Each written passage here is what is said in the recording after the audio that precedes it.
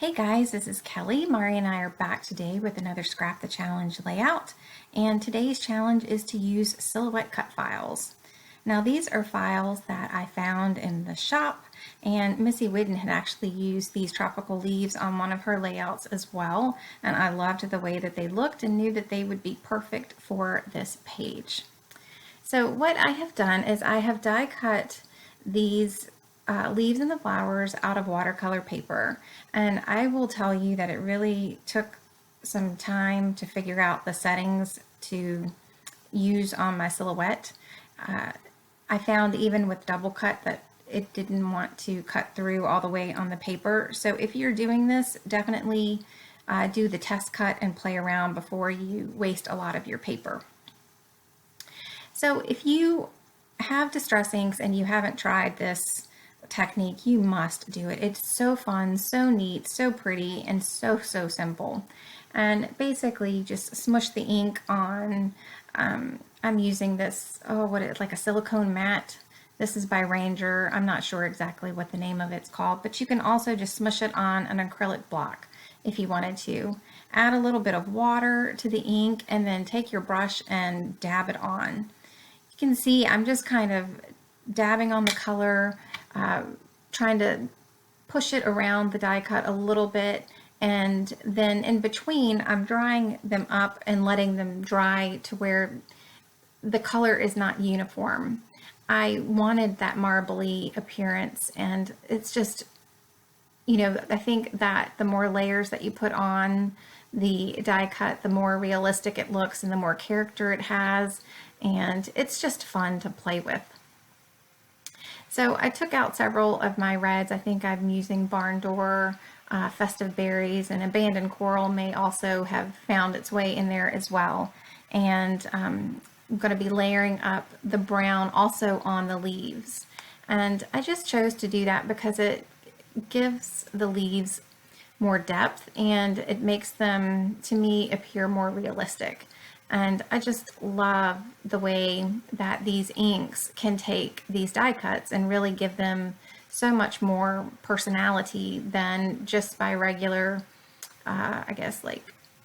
just regular inking.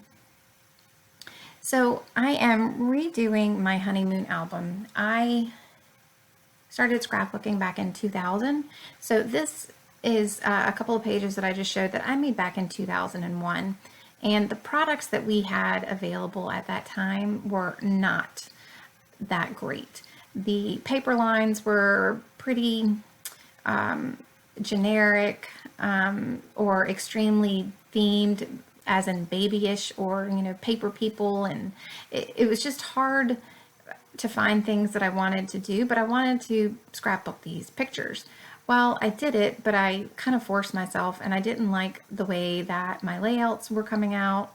This is an album that I hadn't finished, and I kind of shoved in the corner because I just didn't like it. And I thought, this is a shame, to have these pictures of this time that, you want to look back at.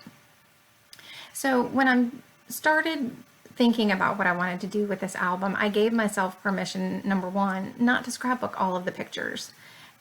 You don't have to have 6 pictures of one luau to bring the memory that you want to evoke. And I had 2 double page spreads of the same luau, it's just the dancers in different clothing.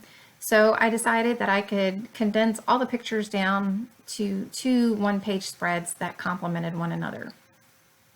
And I am playing with some of this authentic paper. It is by their Utopia, it is their Utopia collection. And the colors were just fantastic, and they worked beautifully with, a tropical feel, or Hawaii if you're looking for things of that nature. And I got this, I think maybe like at Scrapbook Steals or something like that. And I just thought that if I was going to actually do the album, that having some things that might inspire me to do it would help me get it done. And while I would have to say that this paper isn't something that I would normally gravitate to, I love love the way that these layouts are coming together, because I definitely think it has that feel that I wanted at the time, but just couldn't figure out how to get onto the page. So that pineapple paper is very busy, and I knew that what I would need to do is to map my photos on white. Number one, to help them stand out and just to give them some prominence and to give your eye a resting place. And if you remember the first page that I did of the luau, I had that green marble paper as part of my background, and the colors were kind of green, yellow with pops of red. So for this page, I wanted the pops to be of that green and the gold, and for the red to be the primary color. And that way the two pages could tie together, and they don't necessarily look like a double page spread, but they definitely look like they belong together on the page. So the green marble paper I decided would make a great mat for those two photos. It would break up the busyness of the pattern, plus it just brings over that marbled paper again, like I said, just to bring some continuity to both of the pages. I also decided on a little bit of not a central design, but a little bit to the left, just to help offset the other page as well. And when I put the two pages together in the album, I feel like that they will just make better sense. So these authentic pages or papers really lended themselves to being inked. It has a little bit of that distressed feel to it, and I decided just to go ahead and use the brushed corduroy distress ink, and I knew that I had used that on my first layout. I keep that color distress ink on my desk at all times because that just seems to be the brown that I tend to go to and gravitate towards when I want to ink my edges. So the flowers were going to be a little bit lost on that pattern paper, and I pulled out the center cut of the flowers and decided to just ink the paper again with this like light tan antique color, and I'm going to go over several shades of that just to bring a little bit more of depth to the flower. Plus, that way the flowers won't get lost when you see them on the page. And I'm not sure quite what happened to a little bit of this video. I have been fighting with my computer this week, and my husband's threatening that it might need like some kind of overhaul done, and I'm just trying to fight it. So I lost a little bit of the footage, but I didn't lose enough to where you don't know what I'm doing. It's just a few of the touches at the end. And the touches that I lost were adding my sprinkles, enamel dots, and adding Wink of Stella. I added that to the flowers as well, just to bring a little bit more dimension. Now, my flower die cut did rip, and I just decided that I was just going to continue with it because you really couldn't tell where it came apart, and especially once you put the flowers together, it looks fine. So I just mounted them on the watercolor paper that I dyed to go behind the flowers. And what I'm doing is just lining up and using the edges of my paper to help me line up where I want the papers to go.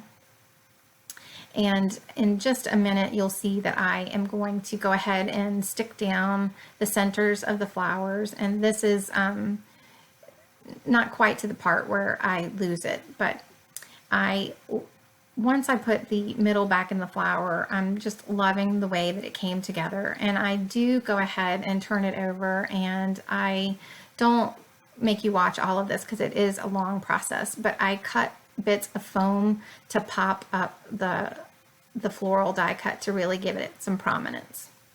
So that's pretty much it for me today. Please be sure to check out Mari's layout. I will have a link to it in the details section below, and look at the close-ups because that way you can see just how pretty the gold mist and the Wink of Stella really made this layout shine. So thanks so much for joining me, and I will see you soon. Take care. Bye.